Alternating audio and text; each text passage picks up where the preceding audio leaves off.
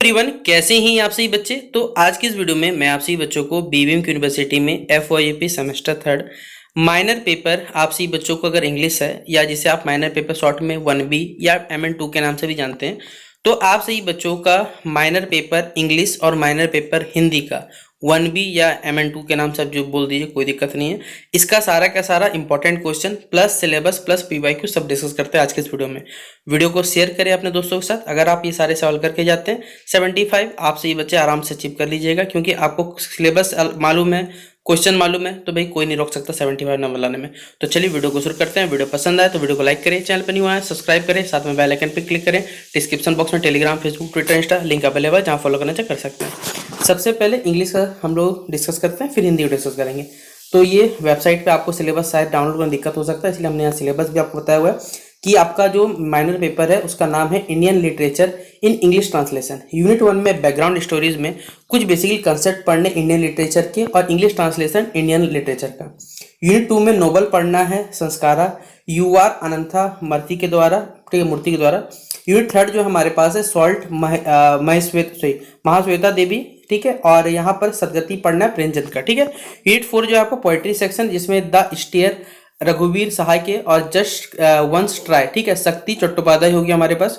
Unit 5 हो गया drama, जिनमें तुगलक गिरीश कर्नाड का पढ़ना है। यूनिट 6 में नॉन फिक्शनल जो प्रोज है उसमें मनी महेश के बारे में पढ़ना है पार्ट 1 में, और जो उमा प्रसाद मुखोपाध्याय है उनका यहाँ पर पढ़ना है, संयुक्ता दासगुप्ता के बारे में पढ़ना है। तो ये टोटल 6 यूनिट में आपका सिलेबस को बांटा गया था। अब 6 यूनिट में हर यूनिट के हिसाब से जो इंपॉर्टेंट सवाल बन सकते हैं वो मैं आपको बताता हूँ। तो ये फिलहाल सिलेबस रहा। अब इंपॉर्टेंट क्वेश्चन पहला यूनिट 1 में बैकग्राउंड स्टोरीज के लिए आप लिख सकते हैं, जो इंपॉर्टेंट क्वेश्चन आ सकता है कि define the concept of Indian literature. देखिए आपके पेपर में होता क्या है, आप सही बच्चों को शायद ये आप तो ऑब्जर्व नहीं करते, क्यों?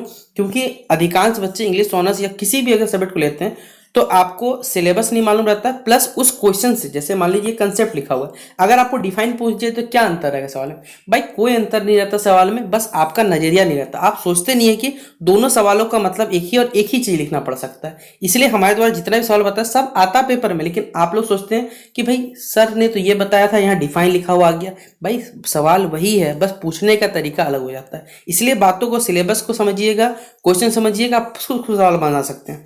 Define the concept of Indian literature माफ करिएगा। अगला है explain the significance of Indian literature in translation. ये 2 सवाल तो VBI कर लीजिए, यूनिट 1 से पूछा जाएगा। फिर ये भी सवाल आ सकता है कि discuss the role of translation in preserving Indian culture and literature. जो हमारे हेरिटेज है उनको किस प्रकार प्रिजर्व करने में हेल्प करता है, ये रोल क्या है। यूनिट 2 जो हमारे पास नोबल है, इसमें सबसे पहला क्वेश्चन आ सकता है कि what are the key themes explored in Samskara. जो हमारे पास की थीम्स क्या रहता है संस्कारा में, इसको आपको एक्सप्लोर करना है। फिर रोल क्या होता है कास्ट एंड रिलीजन का संस्कारा में, यह हमें बताना है। ये उसी तरह आ गया 2 बार। एनालाइज करना कैरेक्टर ऑफ यहाँ पर परनेसराचार्य और उसके जो मोरल डायलेमाज है नोबल को लिखे हुए हैं, ठीक है, उसमें बताए हुए हैं। इसको आपको कंपेयर करना है या बताना है यहाँ पर। यूनिट 3 जो है वो शॉर्ट स्टोरीज है, जिसमें आपको short story Salt by Mahasweta Devi और उसके सिग्निफिकेंस के बारे में बताना है। हाउ डज प्रेमचंद की जो सदगति है वो कैसे हमारे सोशल इशू को क्रिटिसाइज करता है, अनटचेबिलिटी पे ये बताना है, ठीक है।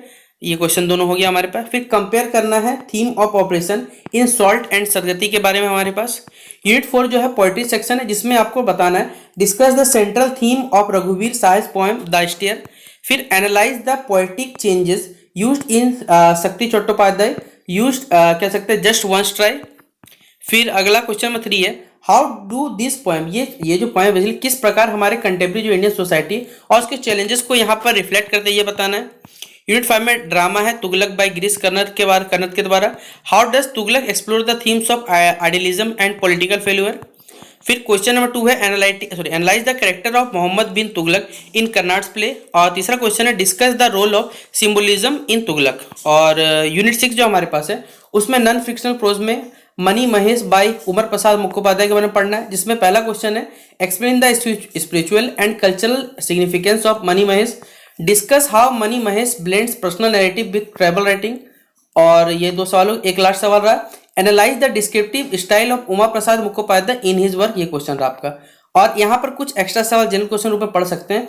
What are the challenges of translating Indian literature into English.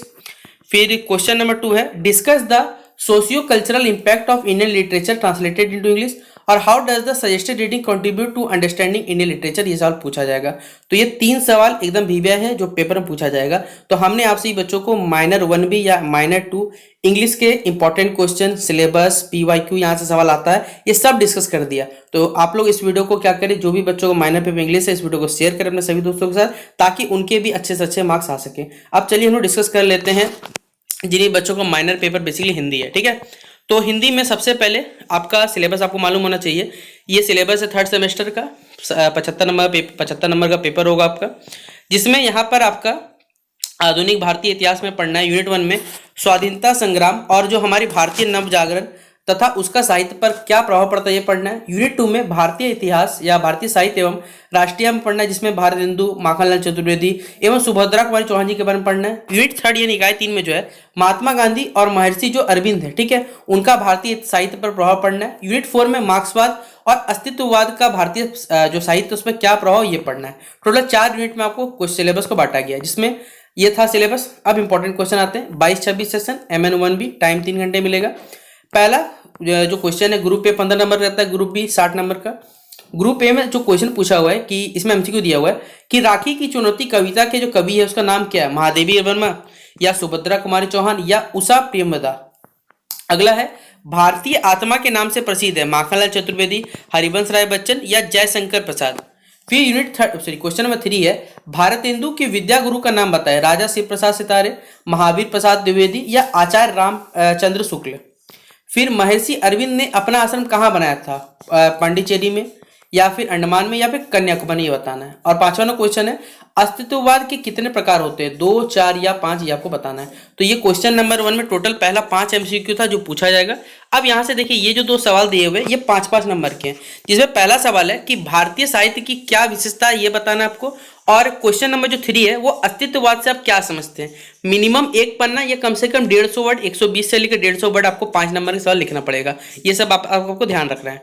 Group B में टोटल 6 सवाल, कोई 4 बना दीजिएगा, मार्क्स मिल जाएगा आपको। पहला सवाल है भारतीय स्वाधीनता संग्राम ने तत्कालीन हमारे साहित्य को किस प्रकार प्रभावित किया, और इस कथन पे आपको प्रकाश डालना है कि हमारा जो भारतीय स्वतंत्रता जो संग्राम था इसमें जो वर्तमान या तत्कालीन साहित्य को उसमें किस प्रकार प्रभावित कर दिया, और इस कथन पर आपको प्रकाश डालते हुए समझाना पड़ेगा। 15 नंबर का सवाल आता है ये वाला। फिर नव जागरण तथा उसका भारतीय साहित्य पर पड़ने वाले जो प्रभाव है उसको क्या करना है, अपने शब्दों में आपको लिखना है, जिसके लिए आपको 15 नंबर मिलेंगे। क्वेश्चन नंबर 6 है राष्ट्रीयता के विकास में भारतीय साहित्य ने योगदान पर क्या करना है, इस पर प्रकाश डालना है। क्वेश्चन नंबर 7 है राष्ट्रीय आंदोलन में सुभद्रा कुमारी चौहान जी का योगदान पर क्या करना, प्रकाश डालना है। तो ये सवाल तो आप पढ़ चुके हो पहले भी।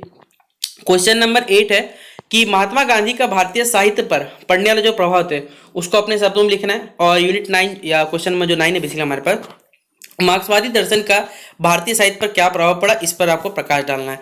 तो ये टोटल 9 सवाल थे जो पीवाईक्यू में पीछे हुए। तो आपको हमने पीवाईक्यू बता दिया, इंपॉर्टेंट क्वेश्चन इससे डिस्कस हो गया, और साथ ही साथ आपको सिलेबस बता दिया। तो जो भी बच्चे बीबीक्यू यूनिवर्सिटी में FYP सेमेस्टर 3 माइनर 1B या फिर माइनर पेपर या माइनर 2 के नाम से जानते हैं इस पेपर को, इस वीडियो को शेयर कर दे अपने सभी दोस्तों के साथ, ताकि ये सारे के सारे इंपॉर्टेंट क्वेश्चन प्लस सिलेबस उनके पहुंच सके और उनका एग्जाम बेहतरीन जा सके। तो चलिए मिलते हैं नेक्स्ट वीडियो पे बेस्ट एग्जामिनेशन के लिए। तब तक के लिए जय हिंद, जय भारत।